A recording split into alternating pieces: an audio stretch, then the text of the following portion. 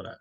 Bueno, la cuestión es hablar sobre un poco sobre marketing, sobre los protocolos clínicos que nosotros usamos en la clínica, pero hay un prólogo un poco especial, porque a mí me gusta ese prólogo especial, y es un poco, bueno, pues en función de un poco para partir desde cero. Bueno, lo primero es plantearse cuáles son nuestros objetivos.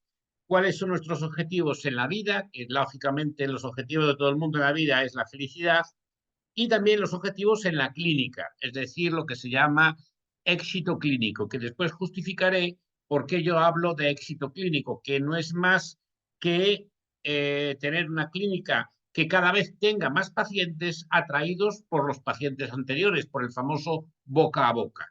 Y una clínica que además de tener muchos pacientes fidelizados, tenga una gran rotación de esos pacientes y un número elevado de primeras visitas. Bueno, pero evidentemente todo el mundo sabe que en la vida lo que tiene que buscar es la felicidad y en la clínica todo el mundo sabe que tiene que buscar el éxito clínico. Por tanto, el problema es siempre el cómo. ¿Y qué significa el problema es el cómo? Bueno, pues lo primero, hablando de la felicidad, lo primero es que todo el mundo quiere ser feliz, pero como puedes comprobar en estas fotos, pues es una especie de cuatro fotos que pongo paradójicas. Por un lado, Marilyn Monroe, que era la mujer más deseada de Estados Unidos, lo tenía todo y acabó suicidándose.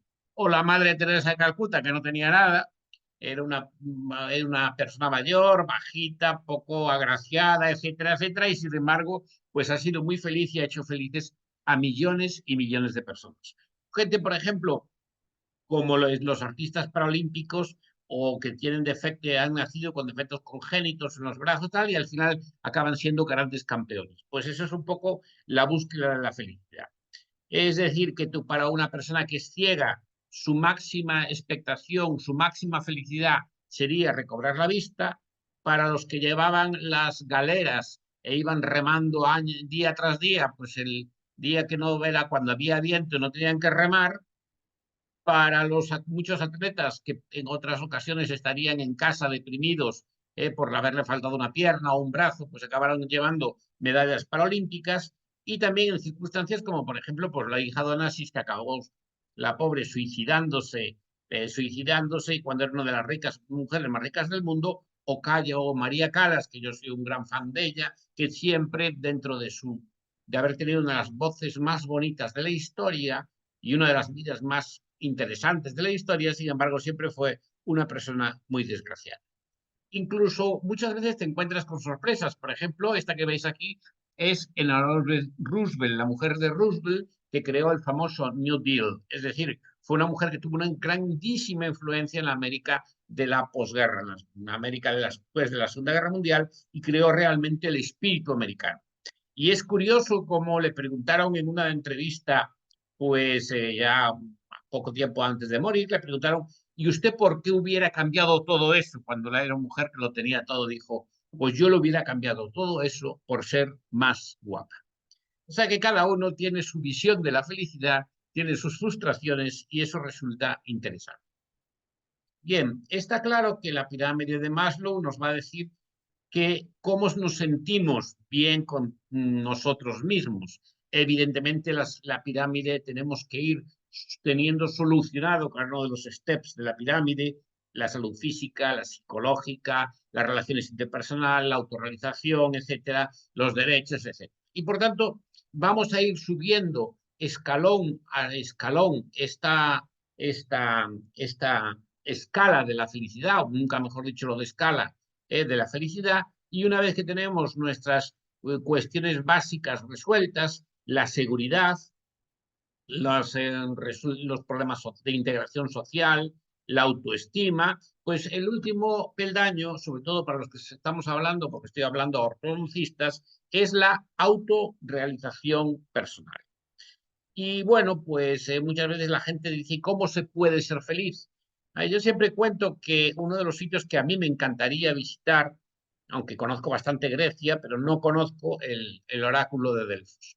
Y me encantaría el oráculo de Delfos y conocerlo. El oráculo de Delfos era un oráculo al que acudían todo el mundo del imperio de la Grecia antigua, precisamente para las sibilas, que las sibilas eran las brujas que estaban dentro de este oráculo, y en el interior del templo del oráculo había unas fisuras que comunicaban, pues por lo visto, con vapores sulfurosos, mezclado, en fin, con una serie de pócimas. Por tanto, las sibilas estaban siempre en trance y, como os imaginaréis, pues decía lo que se le ocurría. Y después cada uno interpretaba. Pero lo que me interesa de eso es esta frase de Eiken Kenatón, que significaba, y estaba escrita en el dintel de entrada del oráculo de Delfos, a donde todo el mundo iba preguntando cómo puedo ser yo más feliz. Y precisamente ese alguien significa conócete a ti mismo. Por tanto, yo una de las cosas que siempre le recomiendo a los posgraduados, los posgraduados suelen acabar el posgrado de ortodoncia alrededor de los 26, 27 años y empiezan ya su vida productiva, no solo su vida productiva desde el punto de vista de la ortodoncia y de su actividad profesional, sino también su vida personal y familiar, muchas veces para tener hijos, casarse, etc. Entonces yo les recomiendo a todo el mundo que alrededor de los 30 años, cuando ya tenga una visión más amplia de lo que es su vida, muchos ya se han casado, muchos incluso han tenido sus primeros hijos, pues yo recomiendo a todo el mundo que lo que debe hacer es ir a una habitación oscura, apagar la luz, poner una silla en el centro y hacerse las grandes preguntas que todos nos debemos hacer. Y es la primera más importante, es ¿en qué creo? La segunda, ¿qué es lo que me gusta? Y lo tercero, ¿para qué sirvo? Aunque la verdad que lo que me gusta y para qué sirvo, también habría que hacérselas antes de escoger una carrera universitaria o una profesión o empezar una carrera. ¿En qué creo? Bueno, pues esto también es importante. Y también, ¿cuál es mi balance emocional? Esto yo le doy mucha importancia. Cada uno de nosotros nace con un balance emocional. Yo no sé quién lo dijo, pero me parece que es bastante acertado que en la escala de nuestro avance emocional, desde las personas que son muy optimistas, que sería un 10, hasta las personas que serían muy pesimistas, que sería un 2 o un 3, se suele decir que no podemos mejorar nuestro balance emocional en una escala, digamos, del 0 al 10, 2 puntos arriba ni 4 puntos abajo, es lo máximo, no podemos hacer más. Por eso tenemos todos un balance emocional desde que nacemos. Unos tienen un balance emocional más positivo y ven la vida, o por lo menos ven en la vida siempre el vaso medio lleno, y otros lo contrario, tienen un balance emocional más negativo, más depresivo, una vida con más tristeza y ansiedad, y ven siempre el lado medio oculto o medio vacío del vaso. Por tanto, es importante porque alrededor de una determinada edad tenemos que tomar una decisión. Y la decisión más importante, la primera que tenemos que tomar, es en qué creo y evitar en el futuro tener congruencia y evitar la disonancia cognitiva. ¿Qué es la disonancia cognitiva? Pues es nada más y nada menos que estar de acuerdo con nosotros mismos, es decir, que nuestros actos estén en relación con nuestras creencias. La primera decisión que tenemos que tomar, muy importante, es, para mí, sonará un poco extraño en un curso de ortodoncia, pero creo que hay que ir paso por paso. La primera decisión muy importante es decidir si crees o no en una vida más allá de esta vida o crees que esta vida realmente finaliza el día que te mueres. Y eso es muy importante porque si tú crees que hay una vida después de la muerte, si yo creyera eso, si a pies juntillas, evidentemente no estaría ahora mismo aquí, estaría haciendo algo para ganar, para ganar esa vida eterna, solamente actuando durante los 70 o 80 años en que yo pueda vivir. Me parece que la idea de Santa Teresa de Jesús de que esto es una mala noche en una mala posada, pues es muy significativo. Y creo que es por lo primero que hay que hacer. Por tanto, siempre es una pregunta. Y es verdad que ahora, desde ya hace tiempo, desde Bertrand Russell, que ya escribió su famoso libro de por qué no soy cristiano, pero últimamente yo creo que el espejismo de Dios es el libro de los que llaman los jinetes del apocalipsis eh, no creyente, agnóstico o simplemente de los apocalipsis ateos, bueno, pues plantea una serie de cuestiones y es importante que estas cuestiones las planteemos antes de empezar a hablar de lo que quiero hablar después.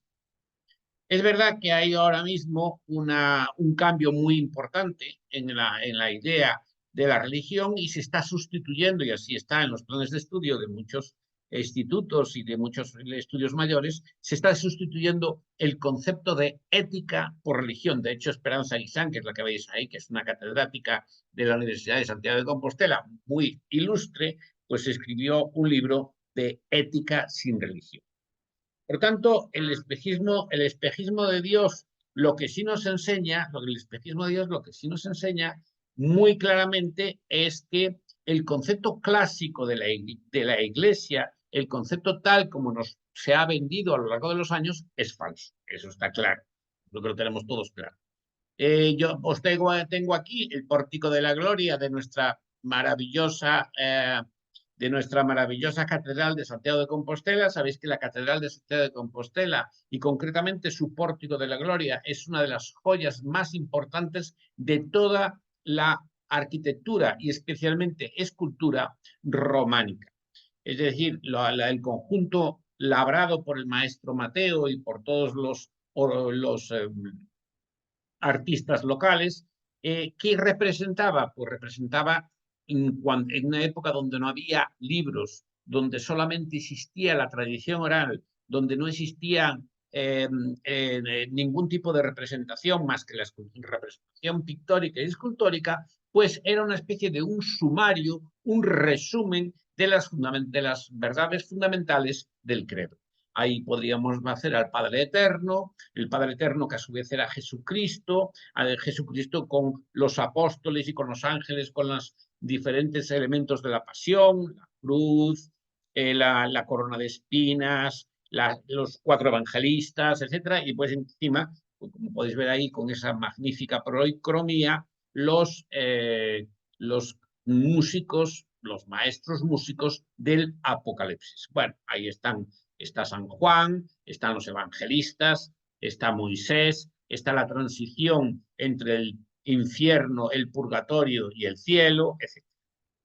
Por tanto, sí que es verdad que ha habido siempre por parte de la teología un intento de demostración de la existencia de Dios, especialmente los más conocidos son las 5 vías de Santo Tomás. La vía del movimiento, de la eficiencia, de la contingencia, del grado de perfección y de la finalidad.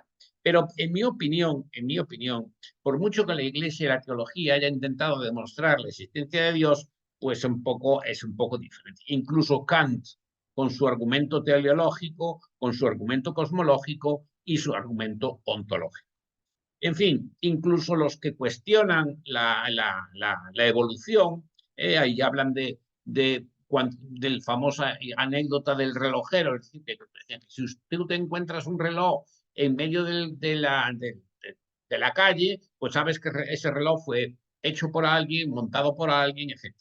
En contra del argumento, de este argumento está precisamente el desarrollo del ojo. Es cierto que el desarrollo del ojo es algo fascinante, pero también es cierto que ha tenido miles y miles y miles de años para no solamente llegar al ojo del ser humano o de las aves, sino para las 1000 formas de visión que tienen los diferentes animales. Y por tanto, yo soy más de los primeros que empezaron a cuestionarse el tema de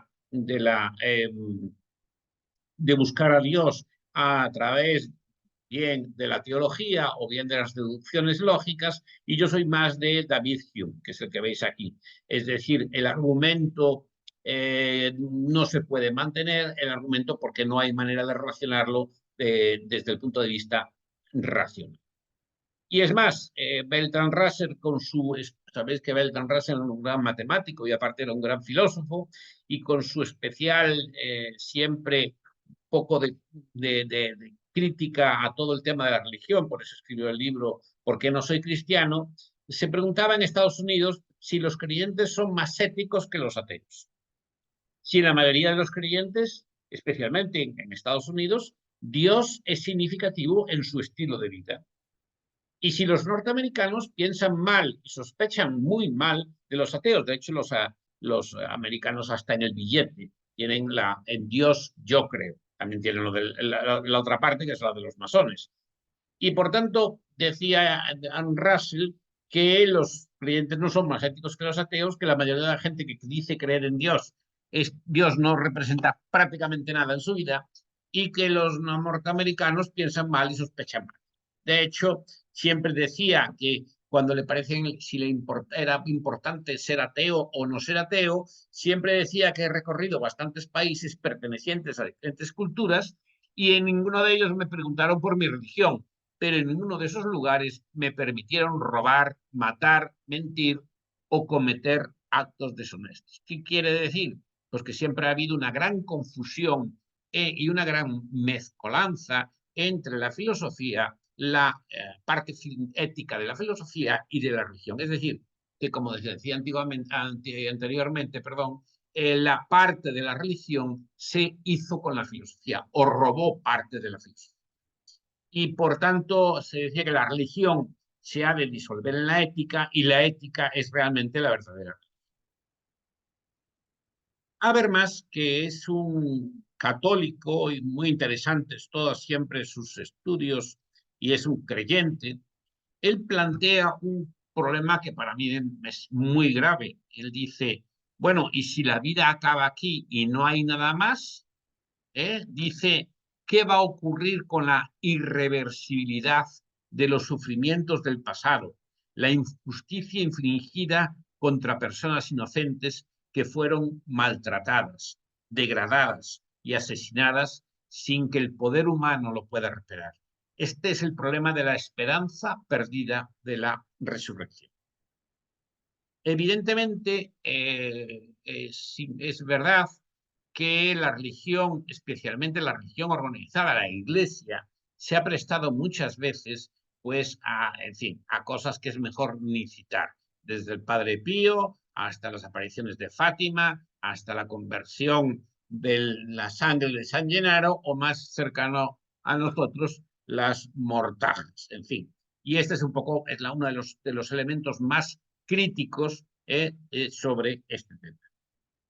Bien, por tanto, este es el primer punto sobre el tema de la creencia. El segundo, tener muy claro siempre que vemos, oímos, olemos con nuestro cerebro. El ojo no ve, el oído no oye, la nariz no, ni siquiera la mucosa no huele. En realidad lo hacemos todo con nuestro cerebro, porque nuestro cerebro es el que procesa las percepciones que nosotros tenemos. Y por tanto, sí que es cierto, y esto hay que, cuando se habla ya metiéndonos en temas más profundos religiosos, que nuestro cerebro está cableado para la creencia. Lo que no sabemos si el cableado para la creencia obedece a que nuestro cerebro tiene un cableado especial para descubrir a Dios, o el propio cableado del cerebro es para darnos una imagen de que existe un Dios, aunque este no existe. Y por tanto es interesante. Eh, También es muy importante el fenómeno de los qualia. ¿Qué son los qualia? Bueno, pues los qualia son esas experiencias que tenemos a lo largo de la vida y que son inexplicables. Es decir, si viniera ahora mismo aquí un ser extraterrestre con unas características emocionales totalmente diferentes a nosotros y le preguntara a una madre, mira, me tienes que explicar cómo quieres a tu hijo. ¿Qué significa que quieres a tu hijo? O a un esposo o a una pareja, explícame cómo es el amor. O explícame la rojez de la flor. Explícame la rojez de la rosa. ¿Por qué te gusta que la rosa sea roja? Bueno, pues estos cuales también tienen una gran importancia y desde el punto de vista de la definición es muy fuerte la definición porque los cuales simbolizan el vacío explicativo, es decir, ante las cualidades epifenoménicas sujetas a la subjetividad de nuestra percepción. y el sistema físico que llamamos cerebro o mente. Las propiedades de las experiencias sensoriales son, por definición, epistemológicamente no cognoscibles, no podemos comunicar, conocer, dar un dato sobre ellos. En la ausencia de experiencia, es decir, si no tenemos la experiencia del amor, no podemos explicar lo que es el amor. Si no tenemos la experiencia de oler una rosa y que esa rosa nos embriague, no podemos explicar qué significa que ver una rosa roja con la cualidad del rojo y que huela de una determinada manera nos va a embriagar. Y esto también es otro problema importante porque muchas veces se confunden estas zonas, estas cualidades del cerebro con los datos. Por tanto, tenemos un cerebro cableado para la creencia, esto es cierto. Posiblemente tengamos un área para la creencia. Bueno, posiblemente no. Ya os digo que tenemos un área para la creencia. Hay una parte muy interesante de la parte de que es lo que llama el silencio de Dios. Y para mí el problema cuando si uno se declara ateo y dice no existe Dios seguro. Para mí los dos grandes problemas son el silencio de Dios y el problema de la belleza. Es decir, una de las preguntas que podría ser Dios, hay un famoso libro, famosísimo libro que yo me tardé un montón en encontrar, que se llama Los nombres de Dios, de Dionisio, de Pseudo Dionisio de Areopagita. ¿Y de qué se trata este libro? Pues se trata de lo que no es Dios, es decir, lo que habla Pseudo Dionisio de Areopagita es lo que no es Dios. Y lo que viene a coincidir Pseudo Dionisio de Areopagita del siglo VI con recientes cosas que he leído de teología de famosos o conocidos cardenales, pues coinciden en que hay lo que es que defienden la existencia de Dios, dicen que todos tenemos un software, una especie de software que yo llamo el software de Dios .0 dentro de nuestra mente. El silencio de Dios es muy paradigmático, siempre me llamó la atención, porque todo el mundo que, tanto en nuestra religión católica, cristiana, como en los budistas o en los árabes, en los sufis, ¿por qué todo el mundo habla del silencio de Dios? Y todo ese silencio de Dios consiste, según los que lo han escuchado, consiste simplemente en no, en rezar, incluso rezar de manera monótona, para intentar de no distraerse y concentrarse simplemente en una oración repetitiva. Por ejemplo, los budistas o los hinduistas lo hacen, o los que hacen yoga, con el ritmo respiratorio. ¿Qué ocurre? ¿Qué ocurre? ¿Qué ocurre cuando este silencio de Dios es tan impresionante? Bueno, pues a mí que me gusta mucho la neurología, yo hice mi tesis doctoral de neuroanatomía, y a mí que me gusta mucho la neuroanatomía, pues aquí podéis ver la respuesta. La famosa respuesta es que cuando se produce el rezo o la meditación, se produce una liberación de sustancias y una actividad cerebral muy similar a la actividad que se puede lograr con diferentes tipos de drogas. Y todo esto fue descubierto por Marcus Reichel, que es un neuroanatomista o neurobiólogo, y este encontró que hay unas áreas que realmente se activan muchísimo cuando nosotros dejamos el cerebro descansar. Esto me parece que es uno de los datos más interesantes, y entonces es muy importante el famoso cerebro silencioso. Cuando no usamos el cerebro, pues el cerebro empieza a funcionar con áreas muy específicas.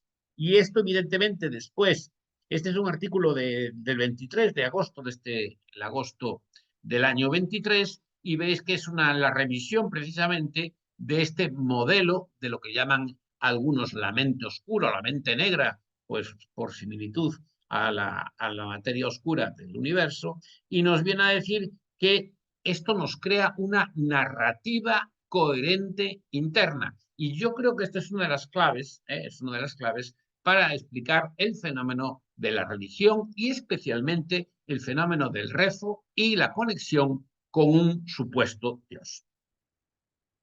La segunda cosa que me llama la atención es decir, pues y que no me, no hace que sea ateo, vamos a decir así, ¿vale?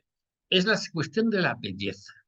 Es decir, ¿por qué nos gustan no solamente por qué estamos aquí y por qué hacemos lo que hacemos, sino que lo más importante es por qué existe la belleza, por qué la belleza es para nosotros.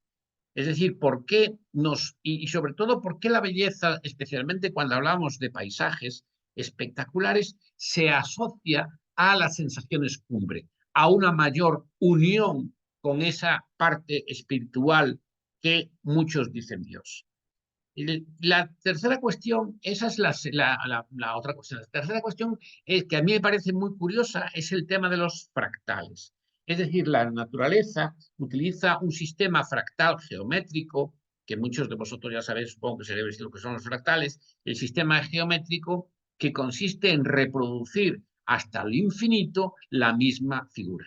Con esa reproducción hasta el infinito de la misma figura, que es lo más sencillo que existe, se pueden llegar a hacer, como podéis ver ahí, auténticas maravillas, tanto en la situación de en la naturaleza, como ahora mismo gracias a la inteligencia artificial, los famosos fractales de Malm. Y por último también, ¿por qué? En el caso, por ejemplo, de la Pasión según San Mateo, que suele ser la más asistida cuando se habla de estos temas, como cuando uno se sumerge en la música, en la Pasión según San Mateo, etcétera, eso nos eleva hacia otro tipo de otro tipo de, una más cerca de la espiritualidad. Esas son otra de las cosas importantes. Cuando la belleza, además, se une al amor, se da otra circunstancia muy curiosa, que se produce un tipo de belleza que es ajeno a la estética. Es decir, todo esto que acabamos de ver antes está unida la belleza a la estética, a la famosa armonía. Incluso antes citábamos a Kant, pues otra vez hablábamos de Kant, y Kant nos definía la belleza en función de la armonía, de la regularidad, incluso Santo Tomás de Aquino. Pero aquí, otra de las cosas interesantes es cuando introducimos el factor amor, la belleza toma otra dimensión, como es esas manos que cogí en internet de dos personas mayores, dos viejos, que después de amarse 50 o 60 años, a pesar de que sus manos pues no son desde el punto de vista bello, sin embargo sí nos parecen bellos. O los misioneros, que a mí me parece algo espectacular. Ahí tenéis al Papa Francisco lavando el Jueves Santo, precisamente hoy que es Jueves Santo, lavando los pies a los indigentes, o el amor de los padres con los hijos. Y entonces es muy interesante porque no solamente es la belleza y el amor, sino que es la belleza del amor. Y por tanto, estas son las cosas que a mí me hacen un poco siempre dudar. Bueno, evidentemente hay una parte más que intenta explicar la famosa autotrascendencia. Y a mí me parece muy interesante. Uno de ellos es el famoso libro del gen egoísta de Richard Dawkins, que es el que os decía, que escribió el libro El espejismo de Dios, junto con los otros 4 compañeros, que son los 5 jinetes del apocalipsis agnóstico o ateo. Y entonces, básicamente, ¿qué nos dice él? Nos dice que hay unos genes con un genotipo y un fenotipo. El fenotipo, ya sabéis que expresado a través de la epigenética, porque en la epigenética, los genes son las cartas que te dan y la epigenética es como tú juegas esas cartas. Y por otro lado tienes los memes. ¿Y qué son los memes? Pues son unidades culturales que están en la mente colectiva de todos, tienen una cierta capacidad de reproducción, son capaces de saltar de mente en mente y son los elementos que quedan transgeneracionalmente, en costumbres, hábitos, música, en fin.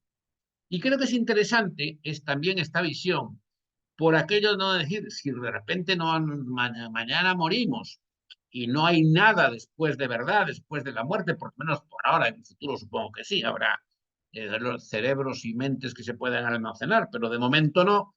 ¿Qué es lo que pasa? ¿Cuál es la alternativa que me das? Pues esto es lo que explica él. En algunas cosas me interesa porque volvemos a la pirámide de Maslow, y yo creo que hay un punto superior, que es además de la autorrealización, es la capacidad de autotrascendencia. A mí es un tema que me parece muy interesante.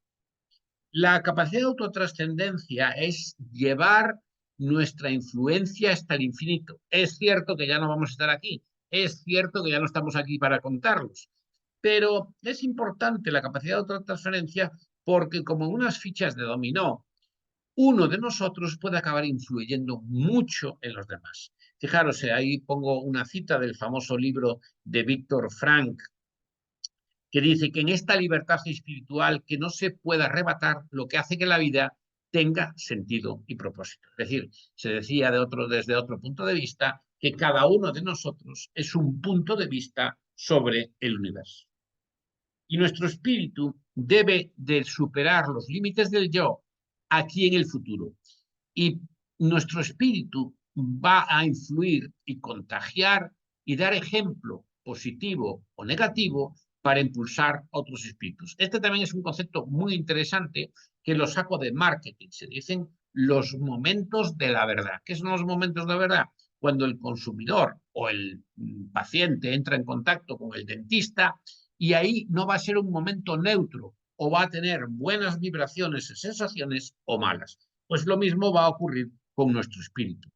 Y por tanto, la autotrascendencia está ligada al concepto de mejorar algo, por lo menos, el mundo que vamos a dejar. Y devolver, por tanto, algo de lo que el mundo nos ha dado. Y esta trascendencia consiste en influir en los demás, cuánto, en cuántos, hasta cuándo. Y esta es una frase de Sabater, referida a otra cosa, pero me gusta traerla aquí. Y dice que la autotrascendencia y la cultura en general es nuestra prótesis de inmortalidad. Por tanto, nosotros, yo siempre pongo esto, que somos como una bola de billar americano. Una bola de billar americano que acaba influyendo sobre los elementos, sobre las personas de nuestra generación.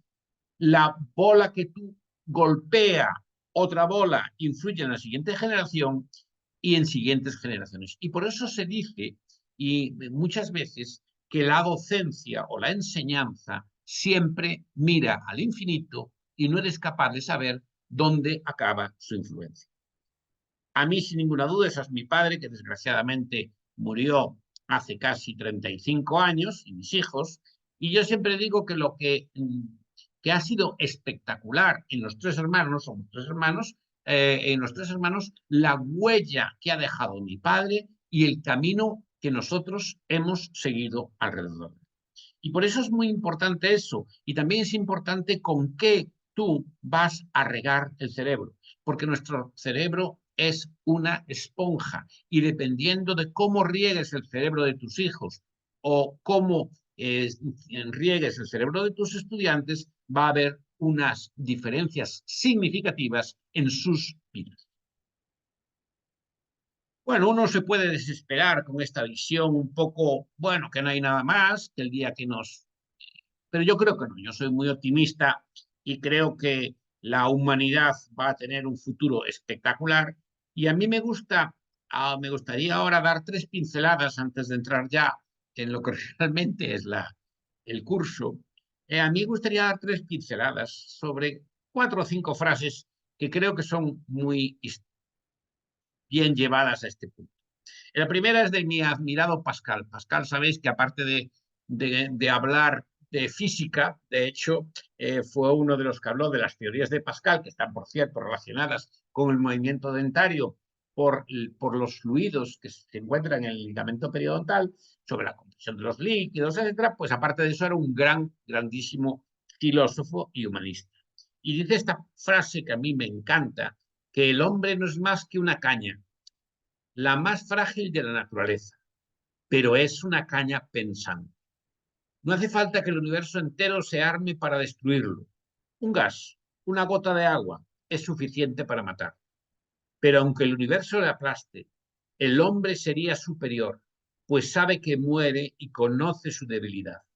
El universo, en cambio, no sabe nada. Toda nuestra dignidad consiste, pues, en el pensamiento. Y también el mito de Sísifo de Camus, a mí Camus, que sabéis que es un filósofo existencialista, pues decía que hablaba sobre el mito de Sísifo. El mito de Sísifo dice que es un hombre que constantemente está llevando una piedra como una especie de maldición a lo alto de un pico de una montaña, y una vez que la piedra llega allí, vuelve a caer. Y entonces es como una especie de ese trabajo anodino que no sirve para nada, que te da la impresión que tu vida no has hecho más que un trabajo que realmente no tenía ninguna utilidad. De hecho, hay un libro que se llama Trabajos de mierda, se llama así el libro, y habla un poco sobre este tema. Y me gusta mucho cómo acaba prácticamente el mito de Sísifo. Dice, todo el gozo silencioso de Sísifo consiste en eso. Su destino le pertenece. Su roca es todo lo que posee. La lucha por alcanzar las cimas basta para llenar el corazón de un hombre. Hay que imaginar a Sísifo feliz. Y también hay otra película que me hace siempre pensar en la frase de Camus, el de Camus, decía Camus que el error consiste en creer que existen condiciones para la felicidad. Lo único que realmente importa es la voluntad de ser feliz, o yo diría incluso la voluntad de ser feliz y de hacer felices a los demás. Y yo creo que una película maravillosa, que es la, la que estáis viendo ahí, es La vida es bella, donde precisamente esto es la esencia de este pensamiento de Camus, de cómo se puede ir, bueno, engañando al niño o a la madre, para que no sepa que está a punto de ser exterminado en los campos de exterminio de los nazis de la Segunda Guerra Mundial. El hombre en busca de sentido, pues es muy importante. ¿Por qué? Porque nos dice que qué es lo que nos pasa, las experiencias. Ahora, lo importante que es cómo afrontamos lo que nos pasa, cuál es nuestra actitud ante lo que nos ocurre. Y en tercer lugar, qué aportamos de creatividad, de proactividad o de solidaridad con los que tenemos alrededor. Por eso es más importante siempre lo que nos pasa y es más importante incluso qué hacemos con lo que nos pasa. Y el libro de Víctor Frank, El hombre en busca de sentido, que yo siempre regalo a los alumnos del máster, nada más empezar cuenta precisamente cómo es el comportamiento de los diferentes seres humanos, fueran alemanes, fueran nazis, fueran judíos o no, dentro del campo de concentración donde tuvo la desgracia de perder a su mujer y él sobrevivió. Pero me gustaría para no quedar en una especie como de depresión, de que ya no hay nada, qué horror. No, pues yo creo que hay que asumirlo con mucha, y precisamente amar esta vida con más pasión y procurar precisamente tener esa autotrascendencia actuando sobre las cosas y las personas. Y me gustaría acabar con el soneto más conocido, sin ninguna duda, de Francisco de Quevedo, el soneto de Amoro, más conocido casi de la literatura española y que no deja, a mí siempre me deja impresionado. Cerrar podrán mis ojos la postera sombra que me llevara el blanco día y podrá desatar esta alma mía ora su afán ansioso lisonjera. Mas no, de su otra parte en la ribera dejará la memoria en donde ardía. Nadar sabe mi llama el agua fría y perder el respeto a la ley severa. Alma a quien todo un dios prisión ha sido, venas que humor a tanto fuego han dado, médulas que han gloriosamente ardido. Su cuerpo dejará, no su cuidado, serán cenizas, mas tendrá sentido, polvo serán, mas polvo enamorado. Yo creo que este es el mejor resumen de todo lo que estamos comentando. Por tanto, siguiendo con este tema, somos nuestro cerebro. Y eso significa que nuestro cerebro va a proyectarse en forma de mente, aunque no hay una distinción clara sobre esto.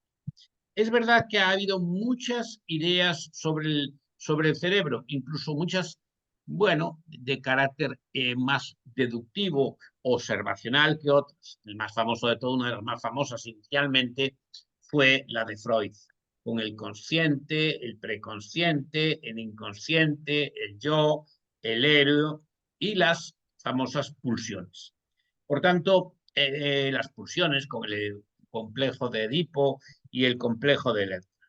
Por tanto, tenemos una parte consciente, una parte inconsciente, que sería el ello y estaría unido al eros, más básicos, distintos, de pasiones, corporal, un yo que se ajusta más a la realidad y que está en contacto con el mundo y con los procesos mentales complejos, y un super yo o ideal, que son las normas morales, los mandatos, la religión, la autoridad, los complejos después del complejo de Edipo, y se marcados por el idealismo. Bien, y por tanto el eros crea en la realidad un instinto de represión y el ideal crea un sentimiento de culpa. Y la represión, que según Freud es una represión consciente y permanente, produce muchos problemas en el ser humano. Bueno, en realidad cada uno tiene una visión del mundo, pero creo que todo es importante entender las últimas investigaciones del cerebro. Y por tanto, esto es muy importante porque todo esto es la explicación de cómo después vamos a abordar a los pacientes, pero evidentemente también al resto de las personas. En realidad, somos, cada uno de nosotros, en realidad, somos 4 personas. Somos un animal impulsivo, con nuestra parte animal, una otra parte de la vida cotidiana, así estamos un 80% de cuando estamos despiertos, otra parte cortical, donde lo que domina es la experiencia reflexiva y la mente cortical, y otra parte correspondiente al pensamiento mágico. Y por tanto, el impulsivo está influenciable por el principio de la supervivencia y sobre todo por el principio del placer, la serotonina. El de la vida cotidiana, pues está sobre todo influenciable por el principio del ahorro cerebral, no pensar mucho. El cortical reflexivo es el menos influenciable y está más influenciado por el pensamiento realista y cortical, y del pensamiento mágico que está basado en creencias atávicas, estereotipos y prejuicios. Y bueno, ya vamos a empezar entonces a hablar de un poco de odontología. ¿Y qué es lo que quiero decir con esto? Bueno, pues que cuando nosotros tenemos un paciente sentado en el sillón, tenemos 4 pacientes. Tenemos el paciente animal impulsivo, el de la vida cotidiana, el cortical reflexivo y también el del pensamiento mágico, que es como iremos desarrollando todo este seminario. El animal impulsivo, pues lógicamente tiene miedo al dolor. El de la vida cotidiana, pues una parte es un paciente emocional que viene demandando una mejora de autoestima, de autoconfianza. El reflexivo, pues es el que realmente nos enfrentamos cuando le vamos a dar un presupuesto del tratamiento y cuando ve los pros y los contras de ese presupuesto y la relación calidad-precio. Y el pensamiento mágico. Bueno, pues el pensamiento mágico depende de la carisma, por ejemplo, del carisma del doctor o muchas veces de las terapias absurdas y de terapias alternativas que se ofrecen en diferentes clínicas. Entonces, por tanto, en la utilidad del neuromarketing en nuestra vida normal de la odoncia es súper, súper importante. ¿Qué es el neuromarketing y por qué pongo esto de qué es el neuromarketing o que vivan los eufemismos? Bueno, porque si vamos a la definición nos dice que es una disciplina que estudia el proceso de compra y el proceso de toma de decisión de los consumidores, antes de comprar, mientras están comprando, después de la compra, que el neuromarketing permite encontrar la fórmula para mejorar la conversión de los productos y servicios, etcétera, etcétera. En mi opinión, por eso digo de eufemismo, el neuromarketing, básicamente el núcleo del neuromarketing, no digo que no se utilice para cosas buenas, pero el núcleo es cómo engañar al consumidor conociendo los cerebros, los defectos innatos que tiene nuestra mente. Esa es la realidad.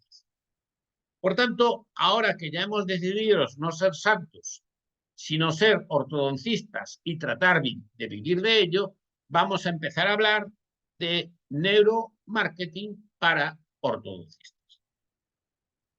Lo primero que tenemos que saber es que tenemos dos tipos de pacientes, el paciente racional y el paciente emocional. El paciente racional podemos convertirlo, esto es una noticia fantástica, en paciente emocional, pero el paciente emocional no lo podemos convertir en paciente racional. El 80% de nuestros pacientes van a ser racionales y el 20% de nuestros pacientes, solamente el 20% van a ser emocionales. Pero es importante que nos acordemos que del 80% de los pacientes racionales, solo nos van a dar el 20% de los beneficios de nuestra consulta. Y el 20% de los pacientes emocionales nos van a dar el beneficio, el 80% de beneficio. ¿Qué es eso? Pues es el paciente que quiere blanqueamientos, que quiere carillas, que quiere veneers, que quiere hacerse una rehabilitación oral completa porque se acaba de divorciar y tiene una novia joven. El que quiere hacerse tratamientos de ortodoncia porque quiere estar más guapo, porque no quiere, esta chica que no quiere que en Instagram se le vean los dientes chuecos, como le dicen en Latinoamérica, y feos. Y por tanto, eso es así.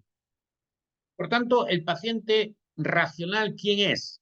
Pues es un paciente que no le preocupa la estética, son normo, o mejor dicho, hipoestéticos, bueno, acuden por dolor, acuden por problemas funcionales, suelen acudir tarde y para ellos el precio es mayor que el valor siempre. Por eso el dentista siempre le parece caro. ¿Por qué? Porque no valoran en realidad el trabajo y no valoran el resultado. Y es curioso porque no está en relación con el estatus socioeconómico o cultural, por lo menos en niveles generales. ¿Y quién es el paciente emocional? Pues es un paciente que tiene una gran preocupación estética o preocupación estética. Normalmente pueden ser normo o incluso hiperestéticos. La sonrisa es una parte muy importante para ellos de su modus vivendi, de su forma de vida. Se informa y suele acudir con una buena información, no va a cualquier lado. Y para él sí, el precio debe estar acorde con el valor. Como valora mucho la sonrisa, está dispuesta a pagar más, o está dispuesto. En el medio de estos dos pacientes hay un tipo, bueno, la sonrisa es importante para él por su autoestima, por su interacción social, por su atractivo y también por su estatus. Esto lo veremos más adelante, que es el efecto halo, que tiene una importancia capital en los tratamientos estéticos. Hay un tipo de paciente intermedio, ¿vale? Que es un paciente que no le puedes decir que sea o no sea racional emocional, que es el paciente que presenta ceguera de carencia. ¿Qué es eso?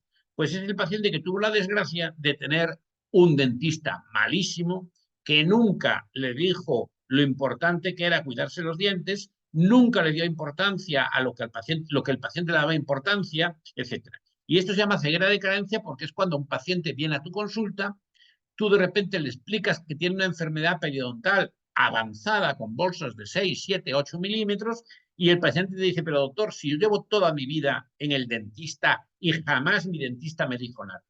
Eso se llama ceguera de carencia y tiene la ventaja de que crea pacientes muy, muy fieles. Bueno, por tanto, tenéis que recordar, muy importante, el deseo. El paciente emocional no compra lo que necesita, sino lo que desea.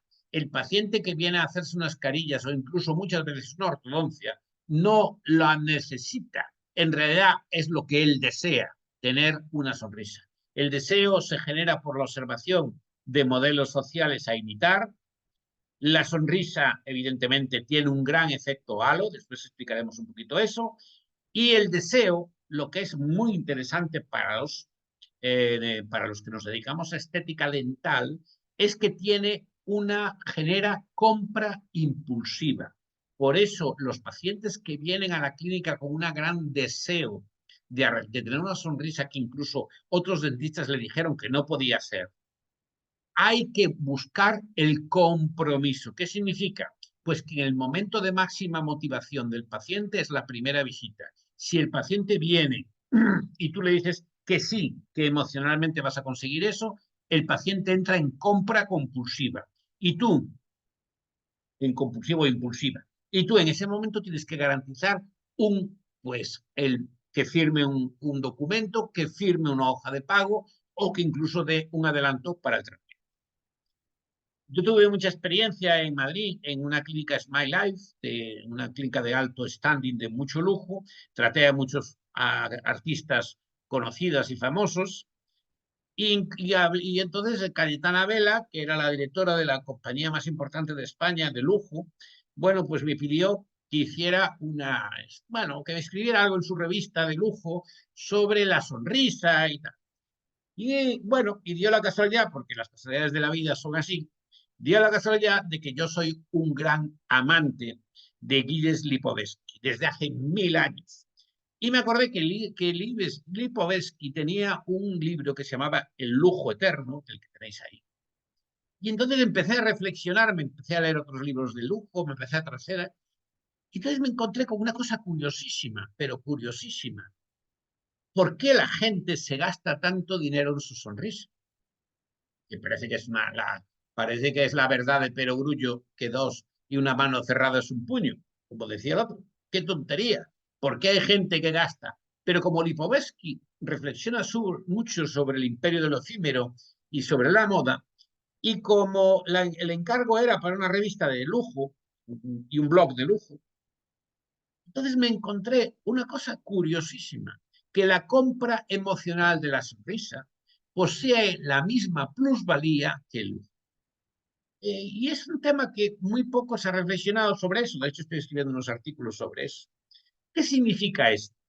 Bueno, primero, la plusvalía de lujo, yo creo que el mejor ejemplo del mundo para entenderla es este pueblo que veis aquí. Esto es Ubrique, en el sur de España, cerca de Cádiz, de hecho es de la provincia de Cádiz, y ahí podéis ver la cantidad de la cantidad de bolsos, de cantidad de fabricantes de marroquinería, de bolsos que existen. Esta es la ciudad donde muchos bolsos de los que después se venden a precios astronómicos en los aeropuertos o en los principales centros de moda, en las principales tiendas de moda, se fabrican aquí.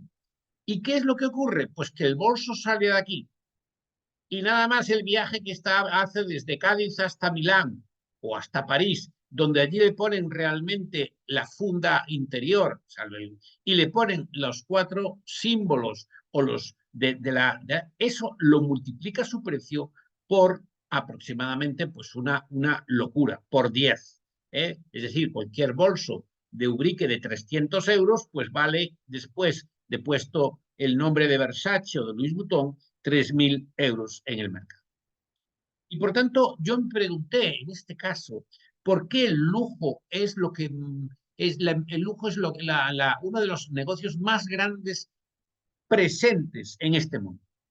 Pues el lujo obedece a la emoción, obedece a la experiencia, obedece al efecto halo, obedece al estilo de vida y obedece a la exclusividad. Esa es la percepción, el feeling que se tiene cuando tú estás comprando lujo. Es decir, cuando tú te miras los zapatos que a mí me encantan de Jimmy Choo y cuando tú vas a ver por qué las mujeres utilizan unos zapatos, aparte de las consideraciones estéticas, cuando vas a entrar en Internet verás que todos los textos son referidos a emociones y es la emoción de poner el zapato, es la emoción de elevarse 5, 10 o incluso 12 milímetros por encima de donde estaba. Y esa es la emoción. Y por eso el lujo es así. Si la compra es emocional, la propia experiencia de venta ha de ser muy cuidadosa. Y por tanto, esto ya lo tenemos que tener en cuenta. Una gran cantidad de clínicas, una gran cantidad de clínicas pecan de no cumplir con las expectativas que tienen los pacientes. Tienes que tener una expectativa de venta. ¿Qué significa eso? Pues mirad, estas son dos tiendas. Una es la tienda de Louis Vuitton, la que tenéis a la izquierda, y otra es la tienda de Jimmy Choo. ¿Cuál es la experiencia de compra?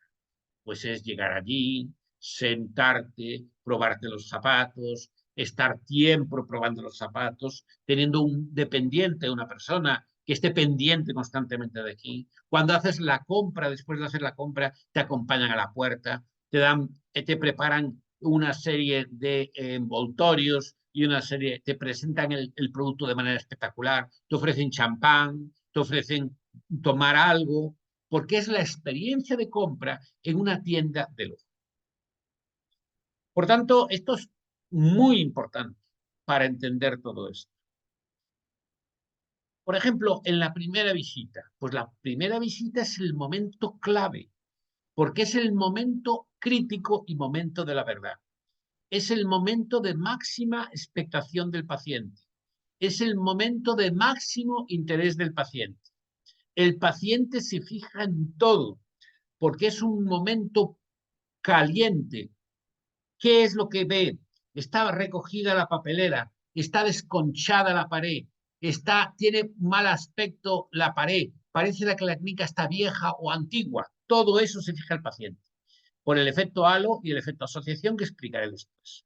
El ambiente ha de ser relajado, no puede ser una primera visita corriendo y atendiendo a los pacientes, porque el paciente y escuchar, entender y empatía. Esto bien es muy importante porque tú no te estás dando cuenta, pero tú estás escogiendo con tu tipo de clínica, con tu tipo de trato y con tu tipo de actuar, el tipo de paciente que vas a tener en el futuro. Bueno, por ejemplo, algún detalle que pongo, cobrar o no. Bien, aquí hay dos versiones. La versión A es, yo soy profesor de la universidad, soy catedrático, llevo 30 años de ejercicio, 20 años de ejercicio profesional, y he tenido un currículum, todo eso, y por tanto mi trabajo vale dinero. Vale, eso es indiscutible, pero el problema es si eso entra o no dentro del concepto de marketing. Lo primero que tenemos que saber es que a los seres humanos el mayor placer, incluso el mayor placer que veis ahí, es el placer de darnos algo gratis. El placer de darnos algo gratis es algo fantástico para todos los seres humanos. En segundo lugar, tenemos que saber que tenemos todos la disonancia cognitiva. Somos esclavos de que nuestras creencias coincidan con la manera de actuar que tenemos, ¿vale? Entonces, la disonancia cognitiva es un elemento clave para entender el comportamiento de los pacientes, ¿vale? De eso hablaremos en otro capítulo. Y entonces, en la disonancia cognitiva, para hablar, yo no cobro las primeras visitas. ¿Por qué no las cobras? Si acabas de decir que eres profesor y no sé cuántas cosas y que te ha costado mucho aprender y entonces que el paciente, pues no. No lo cobro porque hay un principio psicológico que es el principio de la reciprocidad y está basado en las neuronas espejo. Es decir, siempre que nos hacen un favor, nos encontramos violentos, digamos así, y en deuda con el que nos lo ha hecho. Por ejemplo, cuando vas a un sitio que me gusta mucho, mucho, me voy a comprar relojes falsos a, a Estambul. Conozco un par de tiendas, además, allí en el Gran Bazar. Y en el Gran Bazar, ¿qué hacen? Te coge el vendedor de alfombras, te sienta en una silla, te ofrece té, te ofrece café, tomas café, etcétera. ¿Para qué? Para que tengas la necesidad de ser recíproco. Cuando tú vas a cualquier lado y te ofrecen o te regalan algo, tu disonancia cognitiva te obliga a ser recíproco, a dar algo. Por tanto, no seáis idiotas. ¿Y qué significa este café? Pues es muy sencillo. Organicé un congreso grande en Santiago de Compostela hace muchísimos años, no el de la europea, que fue más grande. Un congreso de prevención hace 30 años, 20 años. Y entonces cuando organicé ese congreso, se lo di por hacer un favor al dueño de la cafetería de la Facultad de Medicina, que ahora ya no está, ya murió el pobre y todo eso. Bueno, cuando Acabó el congreso, evidentemente yo no cobré ninguna comisión, ni nada de nada, todo lo más legal. Pero cuando fui el lunes a tomar un café, me cobró el café. Exactamente en aquella época, pues menos de medio euro sería. Entonces, ¿eso qué significó? Pues que yo nunca más volví, jamás, a comer ni a tomarme un café en esa. Igual que el otro día tengo una pizzería debajo de casa, bajé, venía cansado de andar en bicicleta. Bueno, no suelo ir mucho porque no me gustan mucho las pizzas, la verdad, pero bueno, fui, pedí una pizza, pedí algo de comer, etcétera, y una de las camareras me dijo, no, es que tenemos que cerrar, y llevaba en la mesa, pues imagínate, 30 minutos. Entre acabé la pizza, es que tenemos que cerrar, etcétera. Es decir, ¿y cuál es el objetivo de qué voy a hacer a partir de hoy? Pues nunca más voy a ir a esa pizzería. Por tanto, hay que tener en cuenta todo el tema de la reciprocidad.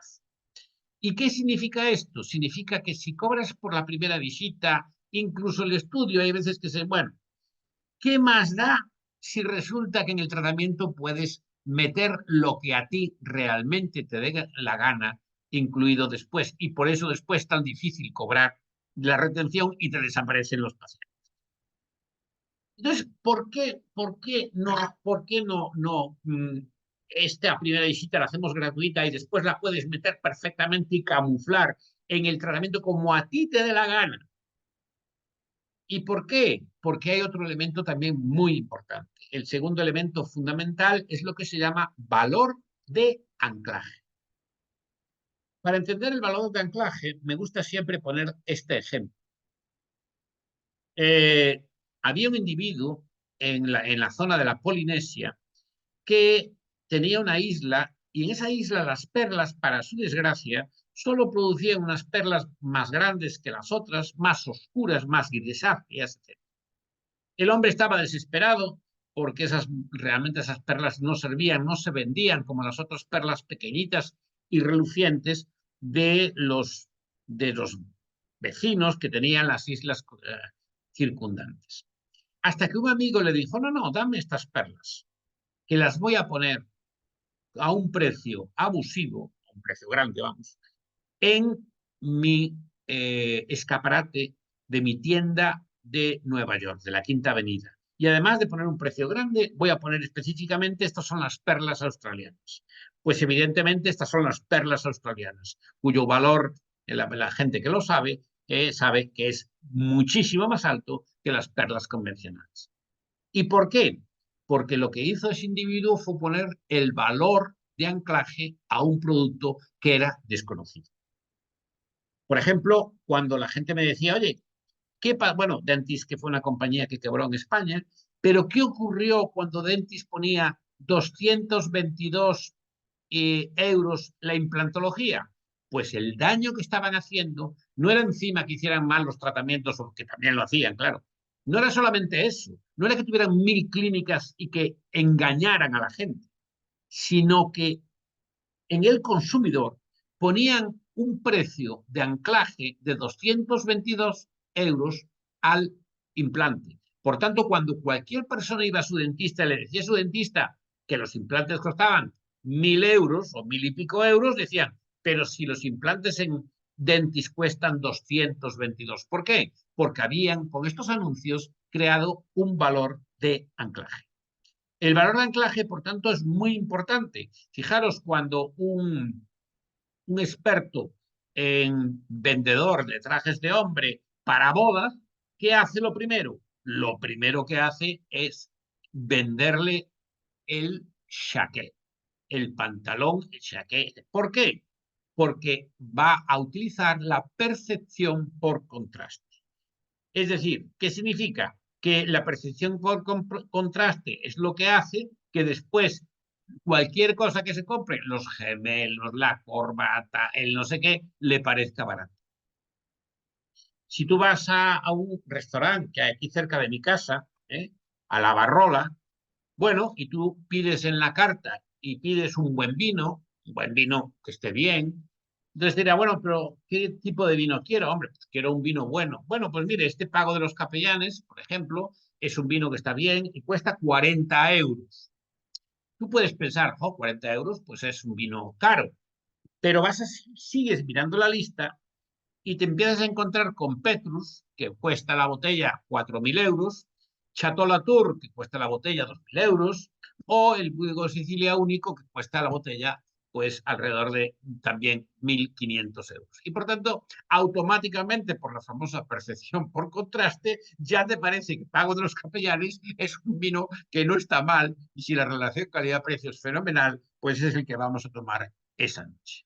Lo mismo ocurre cuando tú estás comprando el cuero para para un carro, para un automóvil, y gastas una barbaridad porque el sillón es de cuero, cuando realmente el sillón de cuero que te interesaría sería el que tenías en casa, porque es el con el que estás todos los días, vas a estar sentado ahí. Entonces, bueno, pues esto es un poco, esta percepción por contraste depende de las circunstancias de la venta. Es decir, percepción contraste, pues eso, primero siempre vender primero lo caro y después vas vendiendo lo más barato. Incluso la percepción por contraste es muy graciosa, esta anécdota que a mí me hizo mucha gracia, la traté de reproducir aquí con una imagen de internet, en que había dos sastres, dos hermanos, y entonces se ponían de acuerdo un poco para aprovecharse de la percepción por contraste. ¿Y qué hacían? Pues el que estaba dentro preguntaba, oye, ¿cuánto cuesta el traje?